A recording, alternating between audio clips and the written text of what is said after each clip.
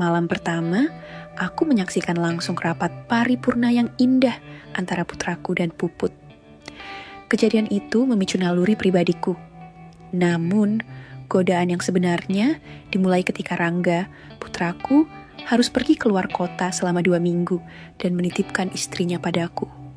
Saat pintu rumah terkunci dan Puput muncul hanya berbalut handuk, aku tahu ini bukan lagi hanya tentang liburan. Ini tentang kesempatan untuk bekerja kreatif bersama menantuku yang sedang halim secara diam-diam.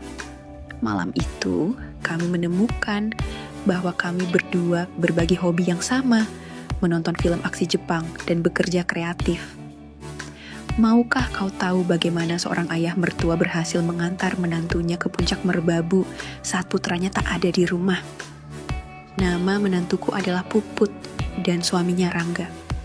Puput dan putraku adalah sepasang pengantin baru, dan saat itu Puput tengah berbadan 2. Aku berangkat ke kota, tempat menantuku tinggal bersama suaminya. Pada hari Sabtu, aku langsung menuju rumah mereka. Sesampainya di sana, aku disambut baik oleh Puput. "Lama gak jumpa ya kita," ucapku. "Iya ayah, terakhir kali kita ketemu 1 tahun lalu," sahutnya dengan tersenyum manis. "Wah, sudah semakin besar ya? Itu calon cucu bapak?" tanyaku. "Iya nih, udah jalan 5 bulan ayah," jawabnya. "Omong-omong Rangga kemana? Kok sepi amat?"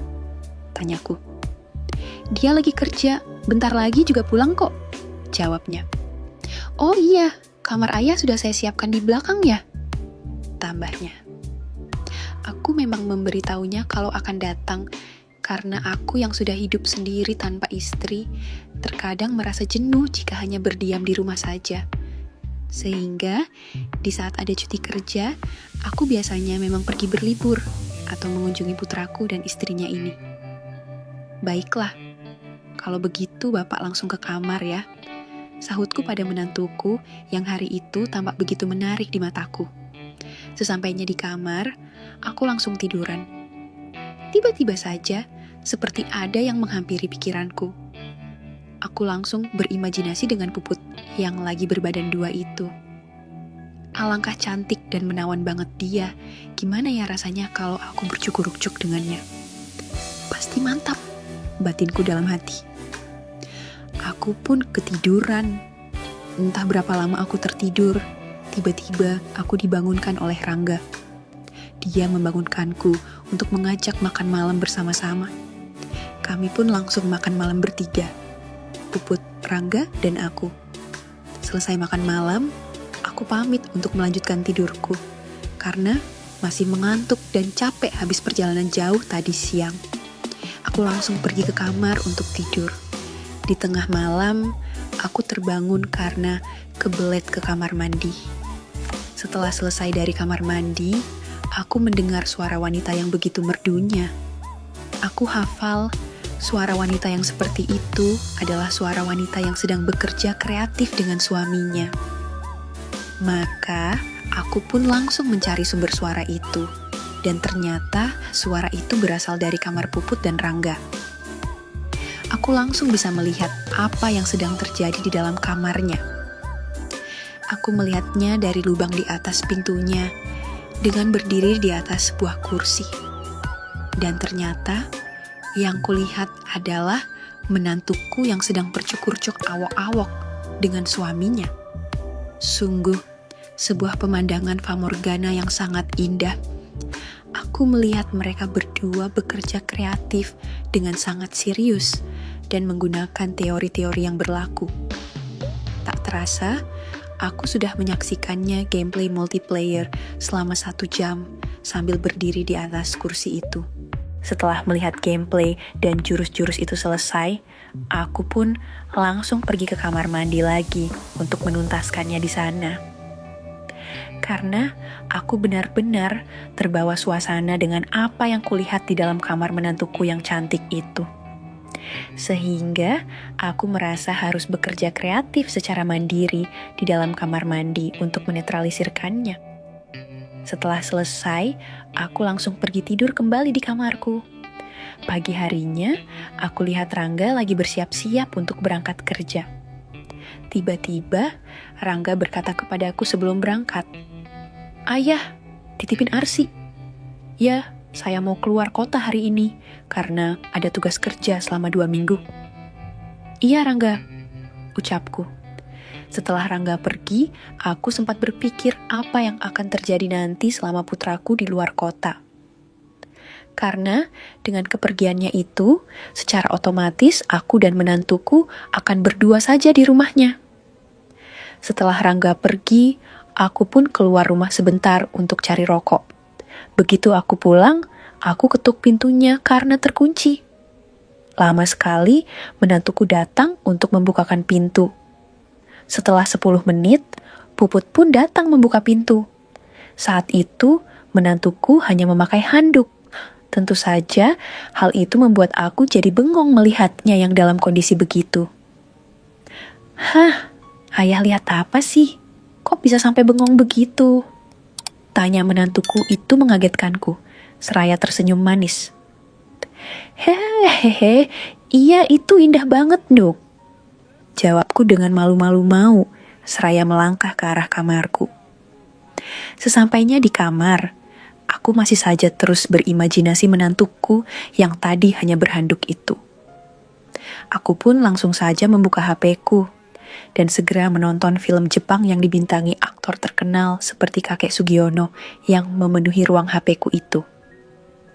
Aku tonton sambil bekerja kreatif sendirian yang sudah menjadi langgananku selama aku hidup tanpa istri di kamar itu. Aku bekerja kreatif seraya berimajinasi kalau saat itu aku lagi bekerja kreatif dengan Puput menantuku itu. Di malam harinya, aku makan malam bersama Puput. Setelah makan malam selesai, aku langsung ke kamar lagi.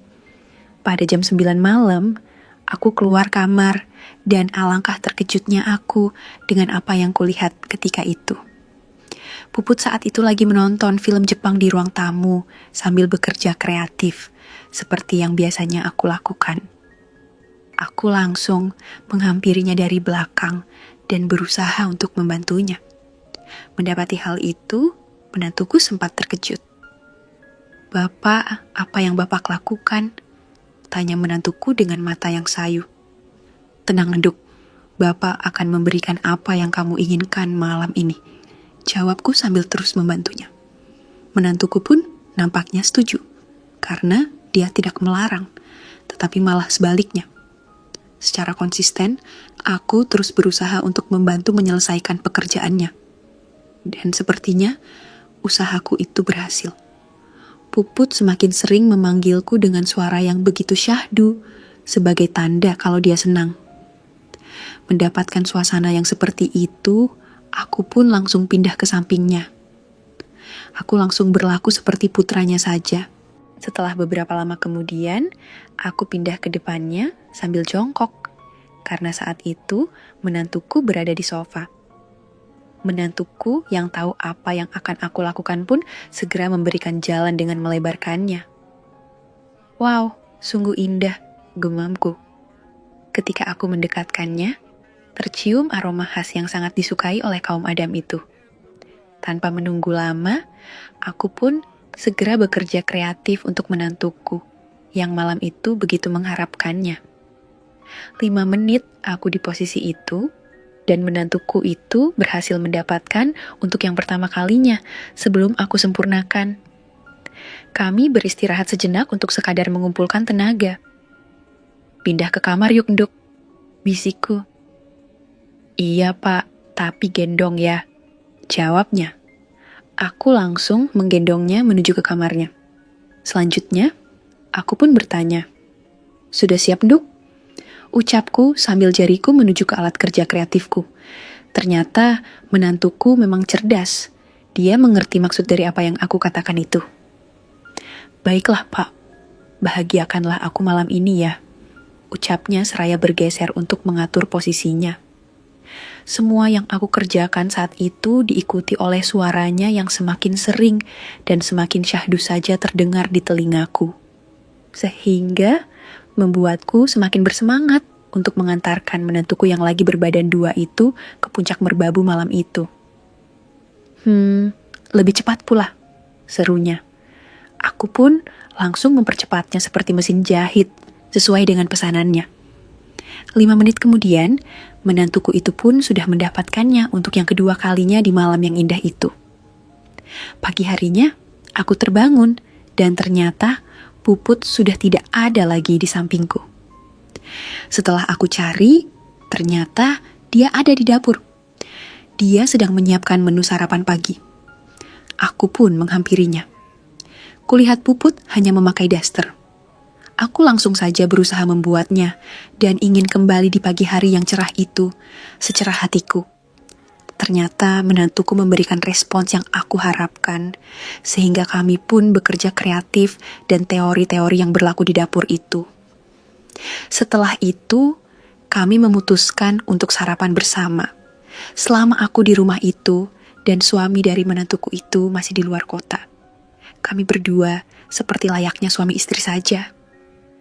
Kami bekerja hampir setiap hari selama 2 minggu, sebelum sarapan pagi, siang hari, sore hari, malam hari.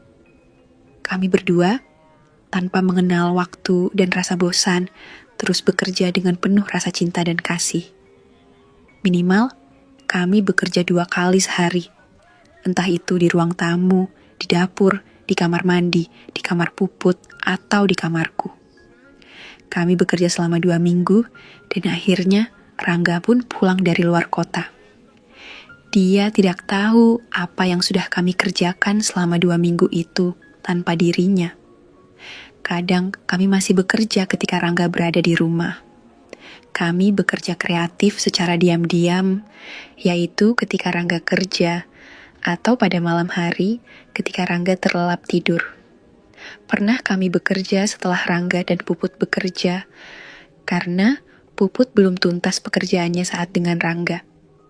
Puput diam-diam pergi ke kamarku dan membangunkan aku untuk bekerja lagi denganku. Selama aku di rumah menantuku itu, aku dan Puput hampir setiap hari bekerja, karena hal itu juga akan berguna untuk membantu kelancaran lahiran nantinya. Setelah 2,5 bulan, aku pun pamit pulang. Tapi sebelum pulang, aku minta hadiah perpisahan dari Puput untuk bekerja kreatif sekali lagi denganku. Untunglah Rangga kerja sampai malam di hari itu, jadi kami bisa bekerja kreatif seharian. Keesokan harinya, dengan berat hati aku pun harus pamit untuk pulang ke rumahku dan akan mengenang pengalamanku itu. Singkat kata, setelah 1,5 bulan menantuku itu lahiran, dia mengajak suaminya untuk pergi berkunjung ke rumahku. Tentu saja, semua tahulah apa yang kami kerjakan ketika sedang bersama seperti itu. Dan demikianlah kisahku, ayah mertua dengan menantuku, Puput, yang penuh kejutan dan pekerjaan kreatif. Kami, selaku admin channel Romansa Nyata, ingin menegaskan kembali, tidak ada niat untuk merusak moral melalui kisah ini. Tujuan kami hanyalah berbagi pengalaman yang dikirimkan oleh viewer kami. Kisah ini mungkin mengejutkan dan melampaui batas yang wajar.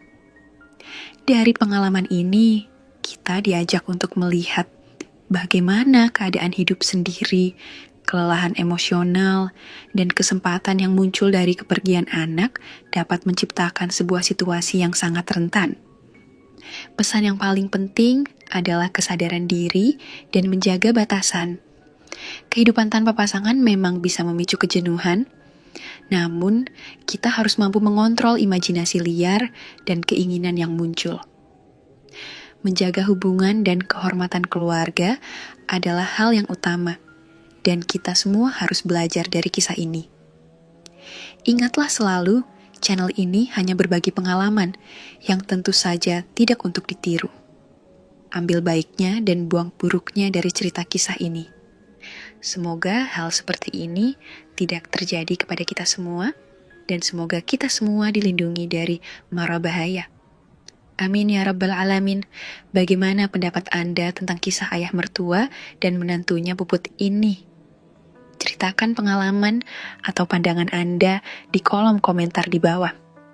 Jika Anda merasa cerita ini memberikan pelajaran atau sekadar hiburan, jangan lupa untuk menekan tombol like dan share kepada teman-teman Anda.